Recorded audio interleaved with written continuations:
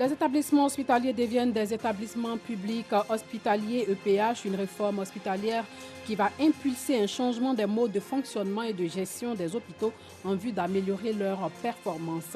Et puis au Royaume-Uni, peu avant les votes des députés sur une sortie de l'Union européenne, Theresa May annonce qu'elle va démissionner si l'accord de Brexit est ratifié.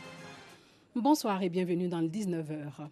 Plus de 3 millions de personnes sont apatrides dans le monde, des personnes qui, selon la Convention de New York de 1954, qu'aucun État ne considère comme son ressortissant par application de sa législation. Une réalité aussi en Côte d'Ivoire, il faut rectifier le tir, d'où la nouvelle loi sur l'état civil qui engage la Côte d'Ivoire à rapprocher ses services des populations en rendant les déclarations de naissance obligatoires et surtout gratuites.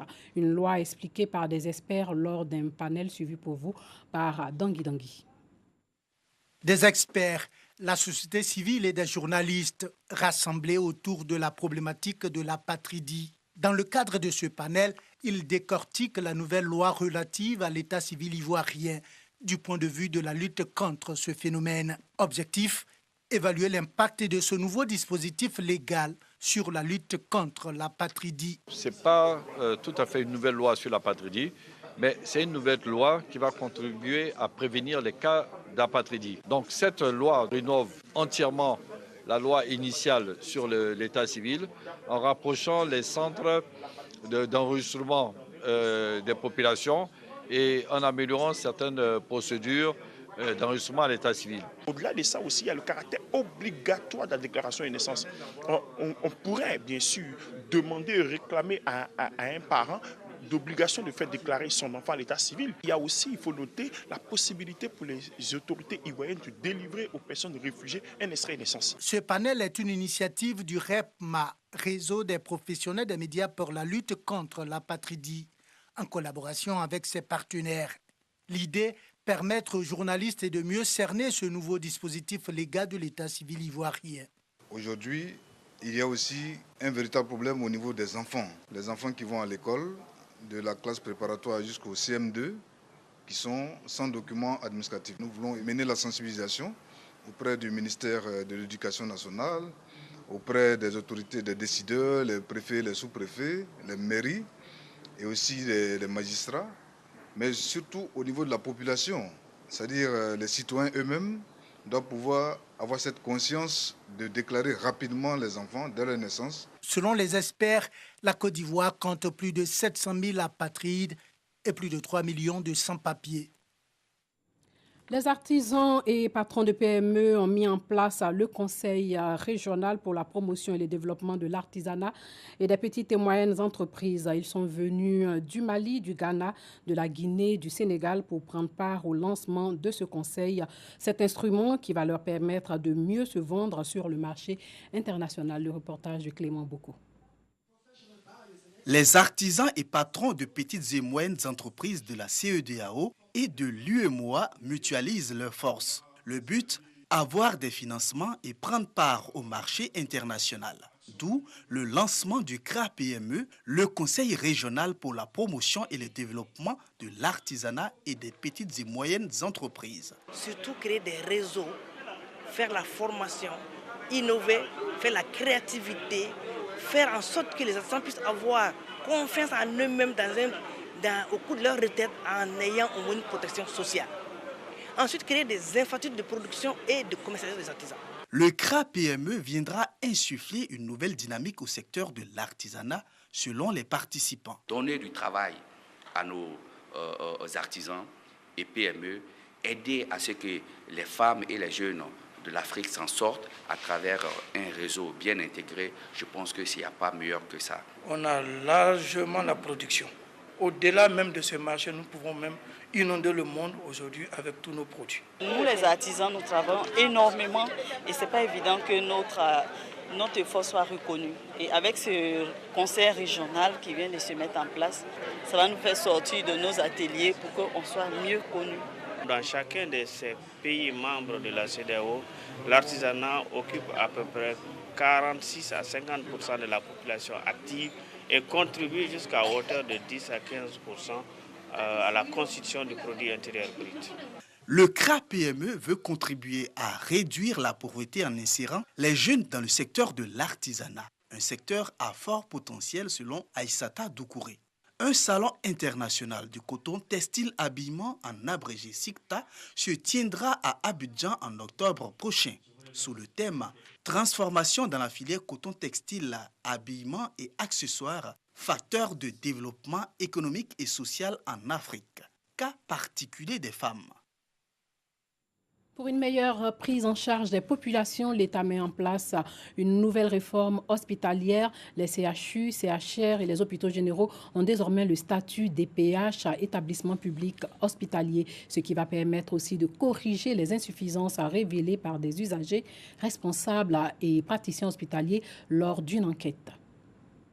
Annoncé au Conseil des ministres le 13 mars dernier, le projet de loi portant réforme hospitalière est en cours face à l'inadaptation, entre autres, des modes d'organisation et de gestion des hôpitaux publics administrés plutôt que gérés. Le statut d'EPH, établissement public hospitalier, devrait être appliqué. Les CHU, les CHR, les hôpitaux généraux sont désormais des EPH. Ils ont un statut EPH, disposant de l'autonomie administrative et financière, dont la vocation est sociale, en raison des spécificités de la santé publique. Il ne s'agit donc pas d'un changement de nom, encore moins d'une privatisation. Les EPH sont placés sous la tutelle de l'État. Pas de privatisation donc, mais la réforme prévoit un changement des modes de fonctionnement et de gestion des hôpitaux, afin d'améliorer leur performance. Nous générons des produits, donc des recettes, nous générons aussi des charges. Et à la fin du cycle d'exploitation, nous avons un résultat. Et ce résultat-là doit pouvoir impacter notre capacité à réinvestir pour changer et renouveler nos équipements. Donc, de façon continue, le directeur de l'hôpital doit être capable de donner la situation de son patrimoine. On a voulu parler de gestion privée parce que c'est ce qui se passe dans tout établissement qui est assujetti aux résultats. Et la finalité de nos hôpitaux, c'est l'amélioration de l'offre de soins. Les 6 piliers du système de santé devront être renforcés à travers cette réforme, notamment en infrastructure et en équipement. La formation des directeurs d'hôpitaux pour une maîtrise des coûts des productions est également en cours. Le prix des prestations reste les mêmes. Sachez que le processus d'élaboration du projet de loi a été participatif et inclusif avec toutes les parties prenantes du secteur de la santé, du secteur connexe et de la société civile. Il faut que ton aliment soit ton médicament et que ton médicament soit ton aliment, dixit Hippocrate, considéré comme le père de la médecine. Une assertion qui se vérifie. Si nos ancêtres ne connaissaient pas certaines maladies, c'est parce qu'ils tiraient directement leur nourriture des richesses de la nature.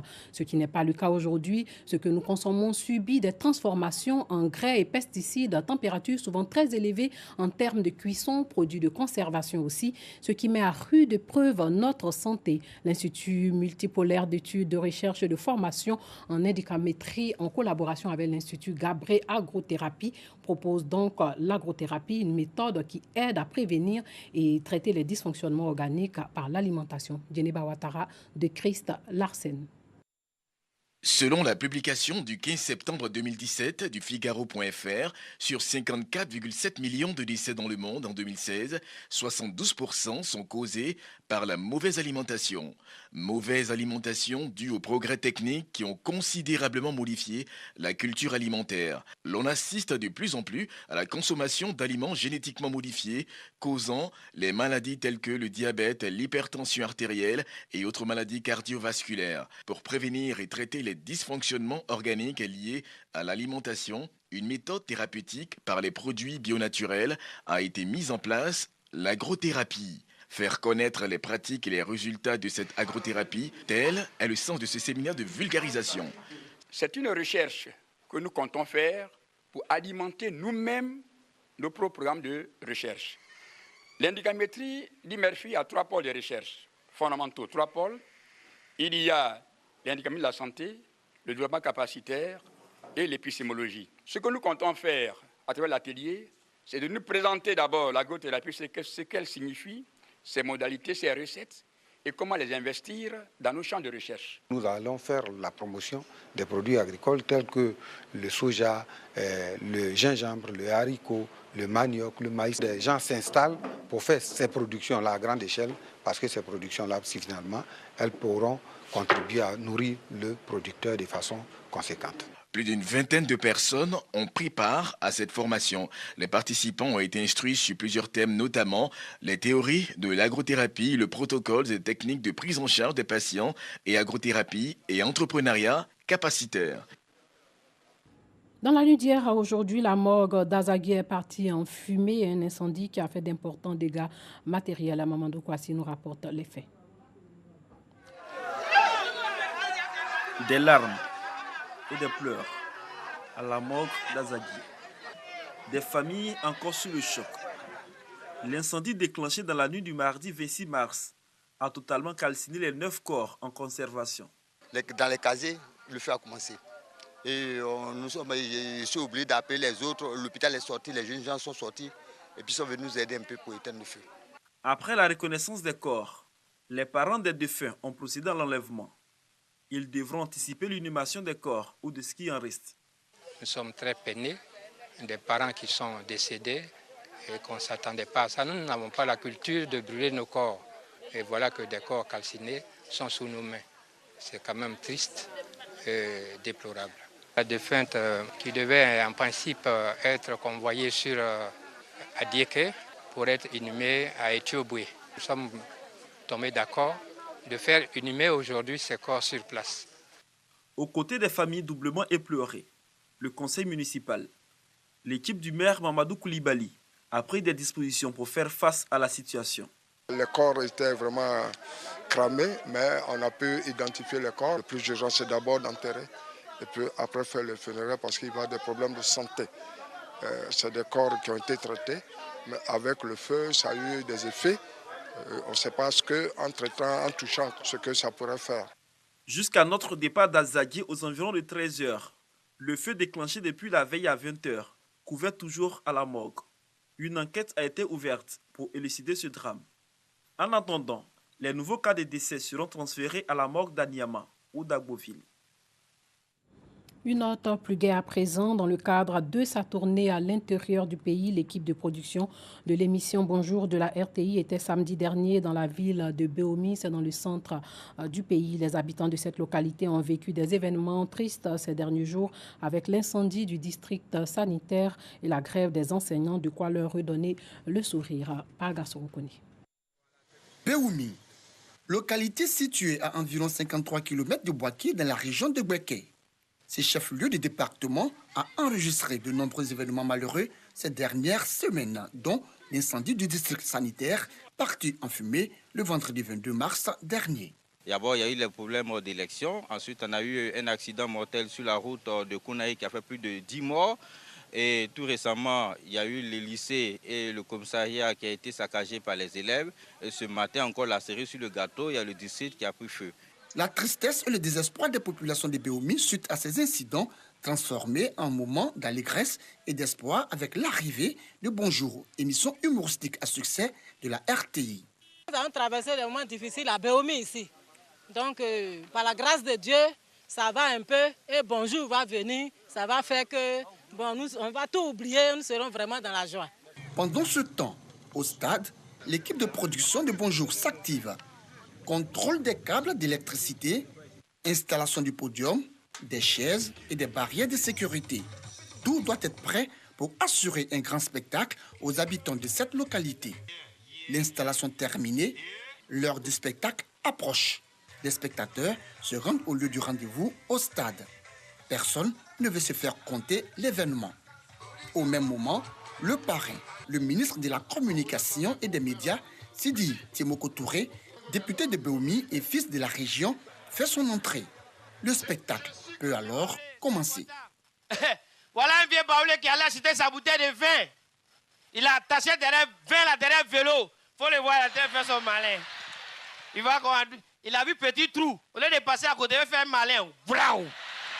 Vélo est ici, bouteille est là-bas, lui-même la terre. Puis il est couché, il voit un liquide qui coule là-bas.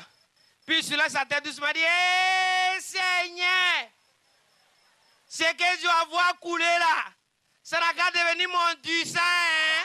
Parce que si c'est mon du vin, j'ai foutu. La qualité des prestations appréciée par autorité administrative, chef traditionnel, élus, cadres et par le parrain qui n'a pas manqué de féliciter la RTI pour l'initiative. Qu'il soit Baoulé, qu'il soit Dula, qu'il soit Sénoufo, cette communauté ici à Abéoumi a toujours vécu ensemble. Et donc, Bonjour 2019 vient nous aider à consolider cela, à remettre le ciment entre les liens qui nous unissent, parce que nous sommes tous mélangés ici à Abéoumi. Tout le monde appelle et réclame Bonjour 2019. Et moi, je suis heureux, en tant que premier responsable de tutelle de cette institution, de voir le succès de cette émission. Les populations, elles se réjouissent d'avoir retrouvé le sourire et la joie après des jours sombres. Je suis dépassée parce que je ne savais pas qu'aujourd'hui je pouvais voir les humoristes en direct. En tout cas, je suis très heureuse. Je remercie vraiment Monsieur le ministre d'avoir pensé à nous. En tout cas, on s'est amusé. Bonjour Abéoumi était placé sous le patronat du Premier ministre, ministre du Budget et du portefeuille de l'État, Amadou Coulibaly.